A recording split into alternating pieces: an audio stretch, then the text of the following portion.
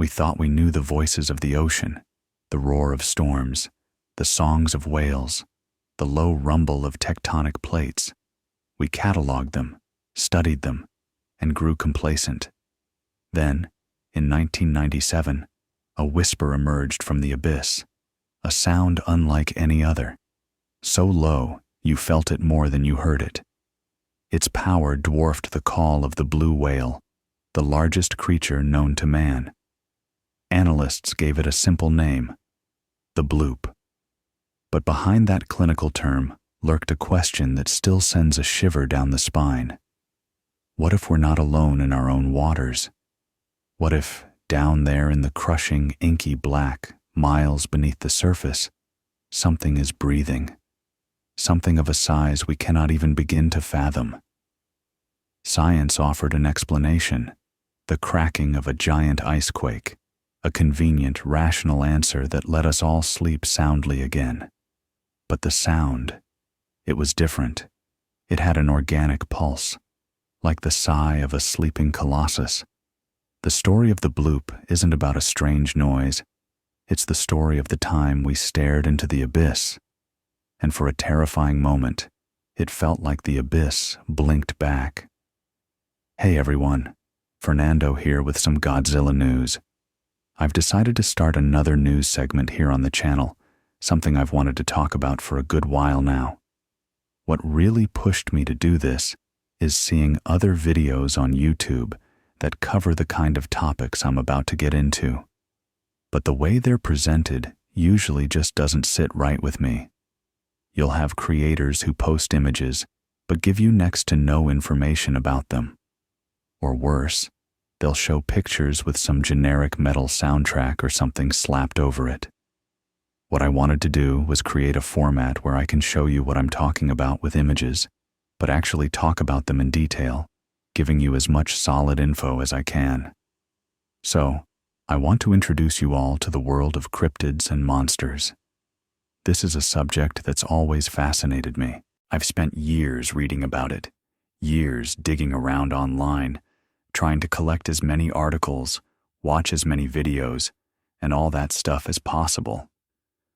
We're talking about creatures like the Loch Ness Monster, Bigfoot, the Green Man, the Jersey Devil, the Chupacabra, you name it.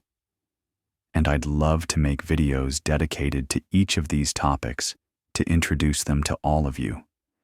And if you've already seen or heard about them, well, hopefully, this will be one of the best, most informative videos on the subject you'll find. I'm hoping this project becomes as successful as all the Godzilla content I cover.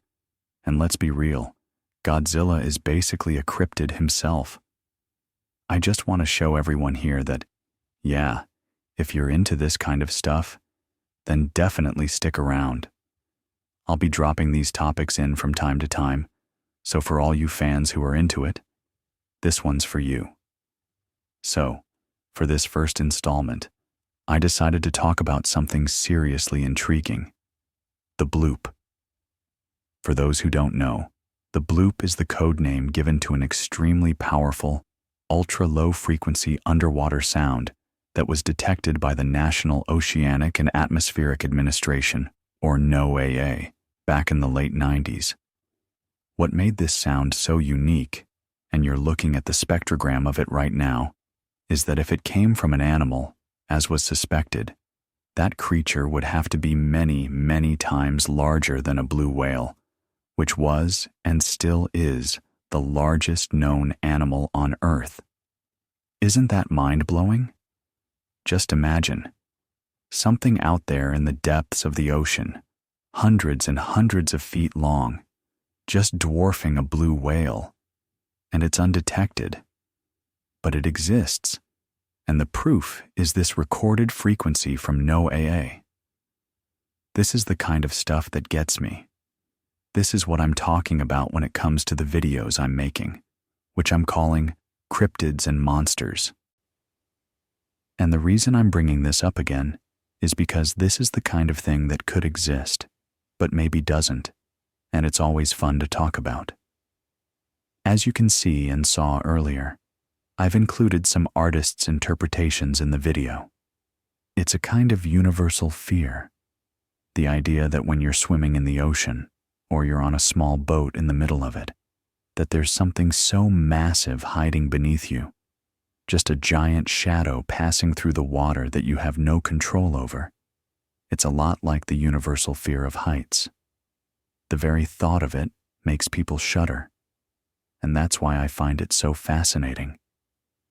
This also ties into the inspiration for Godzilla, the idea of a giant monster swimming in the sea that could potentially come ashore. Now, I'm not saying the Bloop was a direct inspiration for Godzilla. It's more the other way around.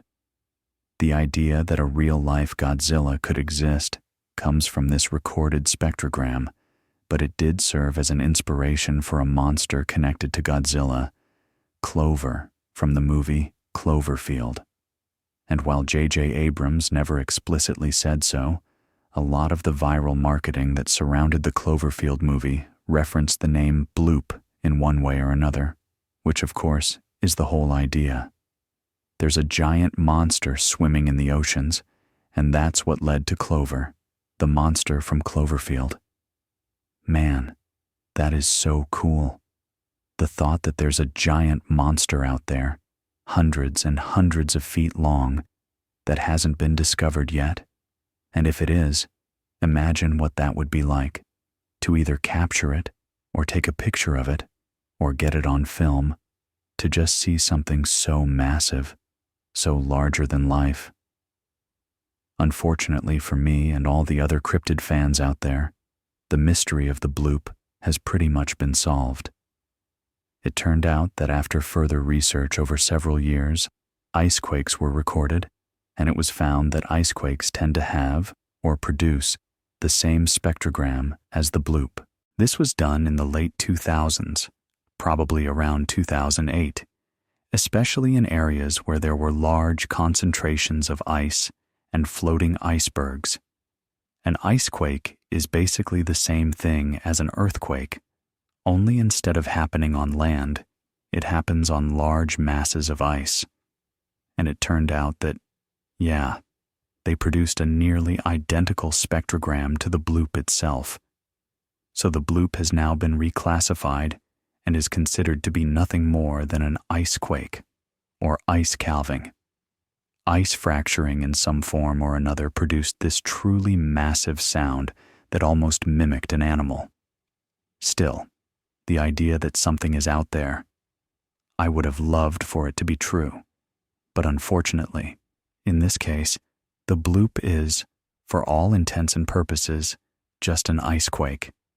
But still, again, if something like this is found, something like those images I showed earlier, how cool would that be?